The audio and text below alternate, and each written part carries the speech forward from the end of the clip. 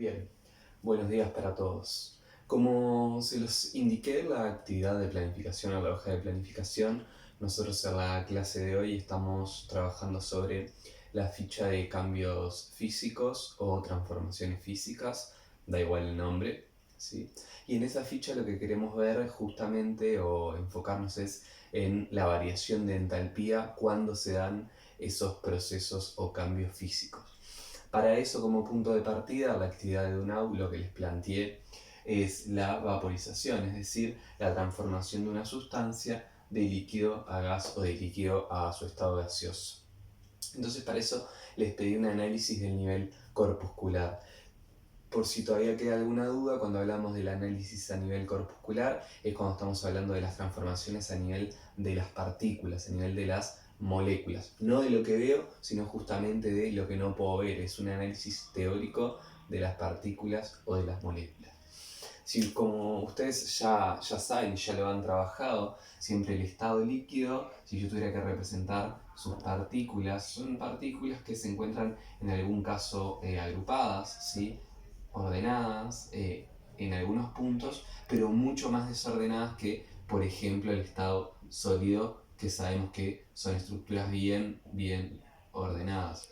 Eso en el caso del estado líquido, ya sabemos que hay un mayor desorden. Pero bueno, el estado sólido en este caso no me interesa, estoy entre el estado líquido y el estado gaseoso, donde sabemos que efectivamente hay mucho mayor desorden de las partículas cuando paso del estado líquido al estado gaseoso, partículas más separadas, más desordenadas, con mucho mayor movimiento. Entonces, ¿cuál sería el análisis a nivel corpuscular? Bueno, justamente ese, que cuando paso de un estado líquido a un estado gaseoso, aumenta mucho el desorden, aumenta la distancia entre las partículas y por ahí andaría el razonamiento que les estoy pidiendo.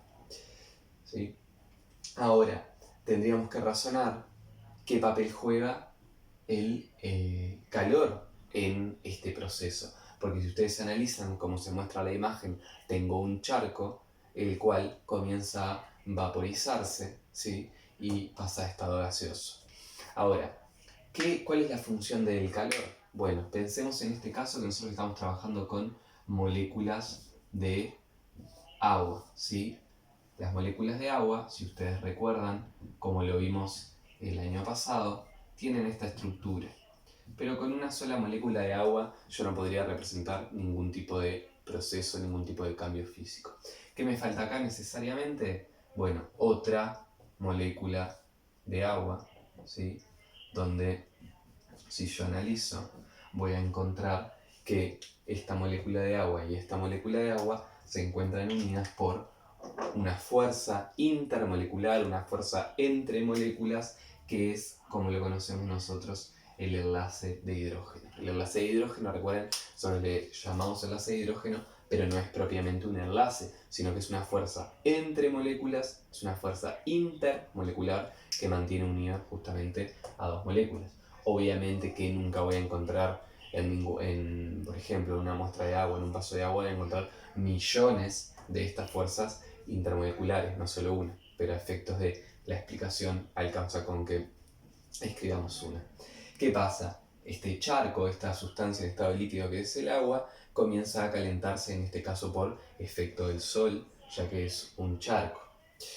Entonces el sol emite ese calor, ¿sí? Y el agua lo comienza a absorber, por lo cual el agua va a aumentar su temperatura, hasta que en un punto dado ese aumento de temperatura va a vencer, va a romper esta fuerza entre moléculas. Una vez que vence esas fuerzas entre moléculas, acá estamos en un estado líquido y acá me voy a encontrar en un estado gaseoso. ¿Qué va a pasar con esas moléculas? Ya no se van a encontrar unidas entre sí. Acá, por cuestiones de espacio, no la hago más lejos, pero sabemos que van a estar más lejos que en esta situación, más separadas. ¿Por qué? Porque justamente el agua absorbió el calor. Ese calor, ¿para qué lo utilizó? En este caso, para vencer las fuerzas intermoleculares y tener un cambio en su estado de reacción, pasar de líquido a gaseoso. Entonces, no me lo pide en este caso, pero si me lo pidiera, yo tendría que analizar qué es lo que sucede justamente con la variación de entalpía. Nosotros recordemos que en este caso estamos frente a un proceso donde las moléculas se van a desordenar. Y para eso precisan absorber energía. Si es el agua quien absorbe esa energía y se desordena, entonces sabemos que en este caso la variación de entalpía va a ser positiva, es decir, va a ser un proceso físico de carácter endotérmico. ¿Por qué? Porque tiene un signo positivo. Nosotros sabemos que cualquier variación de entalpía con un signo positivo es un proceso endotérmico.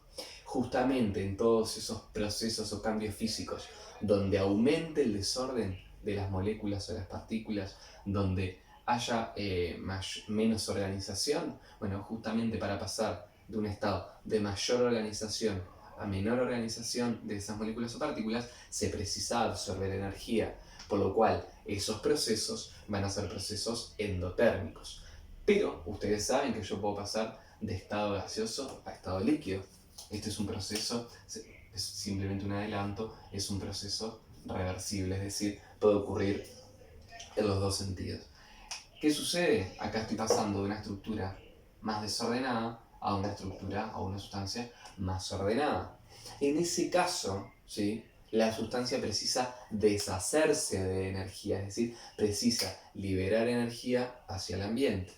Y para eso nos vamos a encontrar frente a un proceso exotérmico, es decir, el agua misma, en estado gaseoso, precisa liberar energía para estar más ordenadas, para que vuelvan a aparecer las fuerzas intermoleculares, se vuelvan a formar y, en ese caso, tener estructuras más ordenadas, más juntas y vuelven a aparecer las fuerzas intermoleculares. ¿Por qué? Porque justamente la sustancia pudo emitir esa energía en exceso que tiene. Para poder practicar esto que estoy diciendo, ustedes en la actividad 3 van a encontrar un esquema de cambios de estado donde se les pide en cada caso que ustedes asignen el signo de variación de entalpía para ese proceso, es decir, si es un signo positivo o negativo. ¿De qué va a depender eso? Simplemente de si en ese proceso las sustancias se están ordenando o se están desordenando, ¿sí? Así que practican esto planteado en la actividad número 3.